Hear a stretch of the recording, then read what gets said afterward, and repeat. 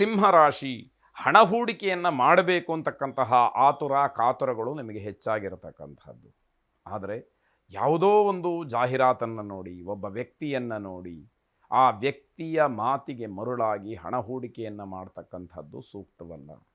ಜೊತೆಯಲ್ಲಿ ಇರತಕ್ಕಂಥವರಿಗೆ ಏನೋ ಅಹಂಕಾರದ ಸಮಸ್ಯೆ, ಈಗೋ ಪ್ರಾಬ್ಲಮ್ ಅಂತ ಏನು ಹೇಳ್ತೀವಿ, ಆ ರೀತಿ ಸಮಸ್ಯೆಗಳು ನಿಮ್ಮ ಜೊತೆಯಲ್ಲೇ ಇರ್ತಾರೆ.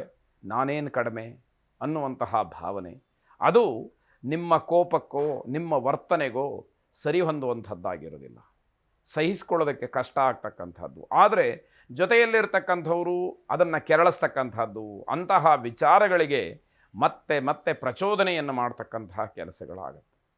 ಈ ರೀತಿಯಾದಾಗ ಮಾನಸಿಕವಾದಂತಹ ಸ್ಥಿಮಿತತೆಯನ್ನು ಕಳ್ಕೊಳ್ಳುವಂತಹ ಸಾಧ್ಯತೆ, ಮಕ್ಕಳ ಬಗ್ಗೆ ವಿಶೇಷವಾದಂತಹ ಎಚ್ಚರಿಕೆಯನ್ನು ವಹಿಸಿ ನಿಮ್ಮ ಆಲೋಚನೆಗೆ ವಿರುದ್ಧವಾದಂತಹ ಫಲಗಳು ಸಿಕ್ಕಬಹುದು.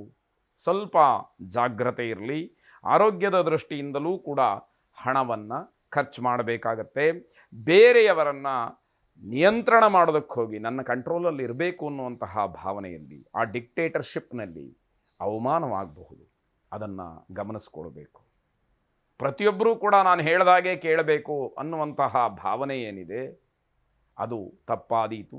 ಅದನ್ನು ಸರಿಯಾಗಿ ಗಮನಿಸಿ ಮೃತ್ಯುಂಜಯನನ್ನು ವಿಶೇಷವಾಗಿ ಪ್ರಾರ್ಥನೆ ಮಾಡಿ. ಮೃತ್ಯುಂಜಯಾಯ ರುದ್ರಾಯ ನೀಲಕಂಠಾಯ ಶಂಭವೇ ಅಮೃತೇಶಾಯ ಶರ್ವಾಯ ಮಹಾದೇವಾಯ ತೇ ನಮಃ ಎಂಬುದಾಗಿ 11 ಬಾರಿ ಹೇಳಿಕೊಳ್ಳಿ. ನಿಮ್ಮ ಮನಸ್ಸು ನಿಮ್ಮ ಹತೋಟಿಗೆ ಬರಲಿ, ನಿಯಂತ್ರಣಕ್ಕೆ ಬರಲಿ. ಶುಭವಾದ ಕನ್ಯಾ ರಾಶಿ, ಮನೆಯಲ್ಲಾಗಲಿ ಸ್ನೇಹಿತರ ಮಧ್ಯದಲ್ಲಾಗಲಿ ಭಿನ್ನಾಭಿಪ್ರಾಯಕ್ಕೆ ಅವಕಾಶಗಳು ಬೇಡ. ಯಾವುದೋ ಒಂದು ವಿಷಯವನ್ನು ಕುರಿತು ಮಾತಾಡುವಾಗ ಮಾತಿಗೆ ಮಾತು ಬೆಳೆಯುತ್ತೆ, ಮಾತಿಗೆ ಮಾತು ಬರುತ್ತೆ. ಆದರೆ ಭಿನ್ನಾಭಿಪ್ರಾಯಗಳನ್ನು ವ್ಯಕ್ತಪಡಿಸ್ತಾ ಹೋದರೆ ಯಾವುದೇ ನಿರ್ಧಾರಕ್ಕೆ ಬರೋದಕ್ಕೆ ಅವಕಾಶಗಳಾಗೋದಿಲ್ಲ.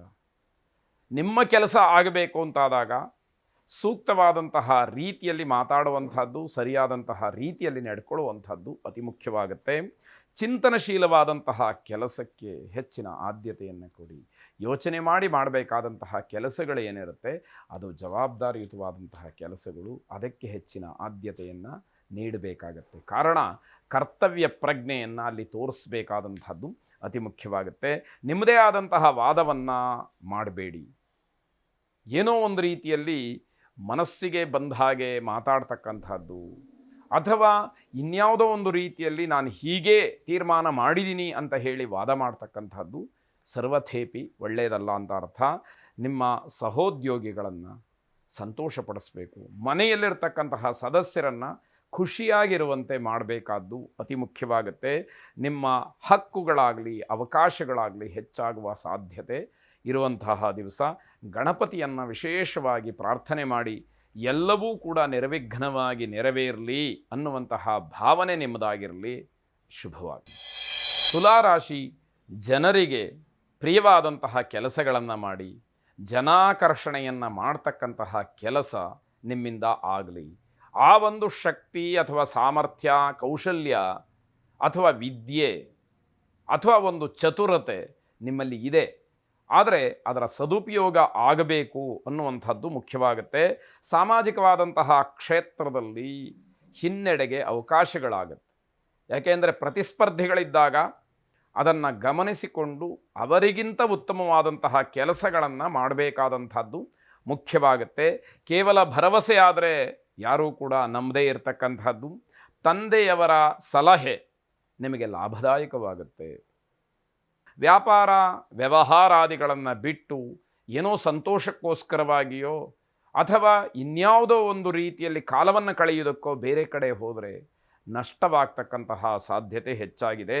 ಆತ್ಮಸಾಕ್ಷಿಯನ್ನು ಒಂದು ಸಾರಿ ಪ್ರಶ್ನೆಯನ್ನು ಮಾಡಿಕೊಳ್ಬೇಕಾಗತ್ತೆ. ಹಣಕಾಸು ಅಥವಾ ವ್ಯವಹಾರ ಇತ್ಯಾದಿಗಳಿಂದ ಮನಸ್ಸಿಗೆ ಸಮಾಧಾನ ಸಿಕ್ಕಬಹುದು. ಆದರೆ ಕೇವಲ ಅದು ಮಾತ್ರವಲ್ಲ, ಆತ್ಮತೃಪ್ತಿ ಬೇಕು, ಆತ್ಮಸಂತೋಷ ಬೇಕು ಅನ್ನುವಂಥದ್ದು ಮುಖ್ಯವಾಗುತ್ತೆ. ಹರಿಹರ ಪುತ್ರ ಅಯ್ಯಪ್ಪ ಸ್ವಾಮಿಯನ್ನು ಪ್ರಾರ್ಥನೆ ಮಾಡಿ.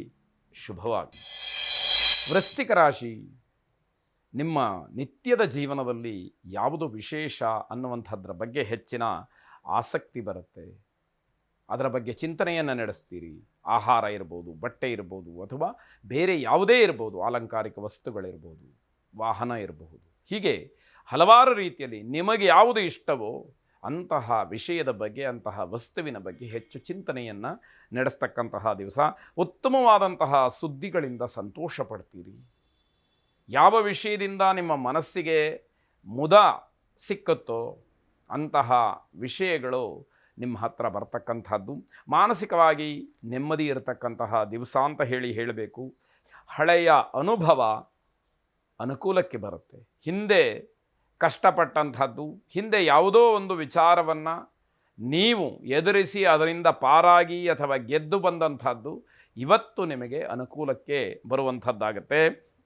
ನಿಮ್ಮ ಕಾರ್ಯಕ್ಷೇತ್ರವೂ ಕೂಡ ಬಹಳ ಮನಸ್ಸಿಗೆ ಸಮಾಧಾನವನ್ನು ಕೊಡ್ತಕ್ಕಂಥದ್ದಾಗಿರುತ್ತೆ. ಇಷ್ಟದೇವತಾ ಪ್ರಾರ್ಥನೆಯನ್ನು ಮಾಡಿ. ಶುಭವಾಗಿ.